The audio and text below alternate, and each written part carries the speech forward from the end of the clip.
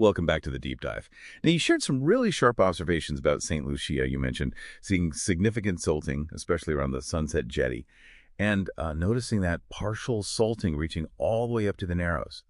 Those kinds of on-the-ground insights really bring focus to what's, well, a much bigger and more complicated picture, wouldn't you say? Absolutely. What you're seeing fits right into decades of really complex water management and natural cycles in the St. Lucia Estuary. Just to give everyone the context, we're talking about the UNESCO World Heritage Site. Its Zulu name, iSimangaliso, means miracle and wonder, and it truly is. It's huge, right? Oh, massive. Africa's largest estuarine lake system, about 3,280 square kilometers. The biodiversity is just incredible. Endangered sea turtles, you've got over 520 bird species, hippos, crocs. Plus, it's a Ramsar wetland of international importance, so globally significant. Okay, so let's unpack this a bit. Our goal here is to understand why you're seeing those conditions, the silt, the salt. We need to connect the dots between, natural cycles and human actions. And maybe look critically at that idea of a quick fix like dredging. Exactly. You see, the estuary naturally goes through these wet and dry cycles. They can last up to 10 years sometimes, and they massively impact water levels, salinity, everything. But, and this is key, human interference over the years has really amplified those natural swings, made them more extreme, you could say. Okay, so let's start with the silt you observed.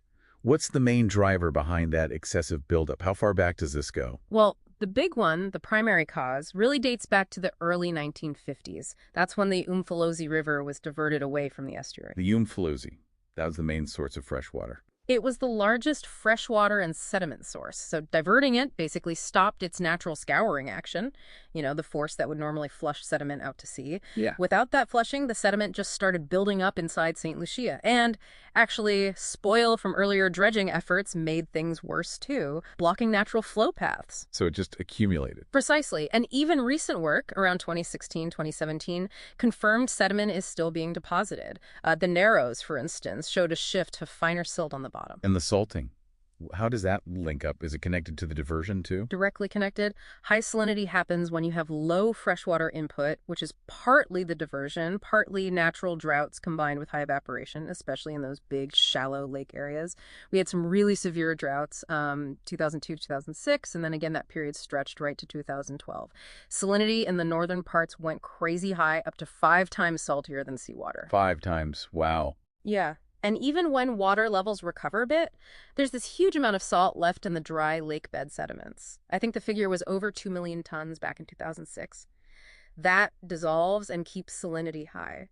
So those natural mouth breaches like we saw after floods in April 2022 and again January 2025, they are absolutely vital for letting fresh water in. Okay, so this is really interesting. The diversion of the Mfolozi, which was done to stop siltation, actually made both the siltation worse by stopping the flushing, and it increased the salinity by cutting off the fresh water. You've got it.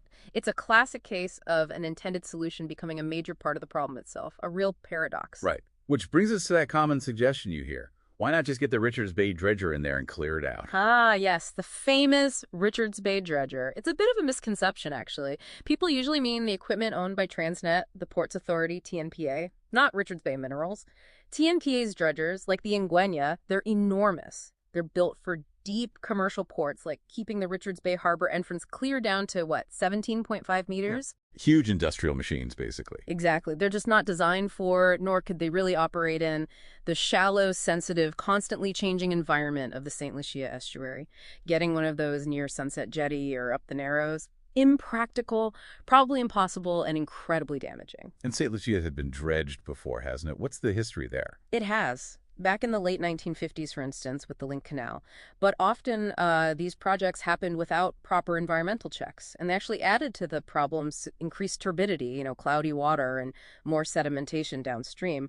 That whole 1952 dredging plan was eventually just abandoned in 2006. So the thinking has changed. Massively, especially since around 2010. The whole management philosophy now is about restoring natural processes, reconnecting the Mfolozi, letting the mouth breach naturally when the system needs it. Expert panels looked at this in 2022 and 2023. Their advice, following World Heritage Guidelines, is clear. No more major artificial interventions like dredging or forced breaching without really solid monitoring data and proper EIAs. Environmental impact assessments. Yes. And what's fascinating is that the old idea, the kind of myth that silt itself was the enemy, that's been largely debunked. It wasn't the silt per se, it was the unnatural buildup caused by the diversion. So pulling it all together, what does this mean for St. Lucia now? It means that what you're seeing, the silt, the salt, it's a result of this complex dance between the estuary's natural rhythm and these really significant historical human decisions. Management has moved away from those, well, simplistic engineering fixes towards a more holistic ecosystem approach. It's about working with the estuary's natural resilience. It really does make you think, doesn't it? St. Lucia's story feels like a smaller version of how our whole approach to the environment is changing globally. Which brings up a bigger question, maybe for you, the listener, to ponder. What does protecting a place like this, a World Heritage Site, truly involve? It's a great question.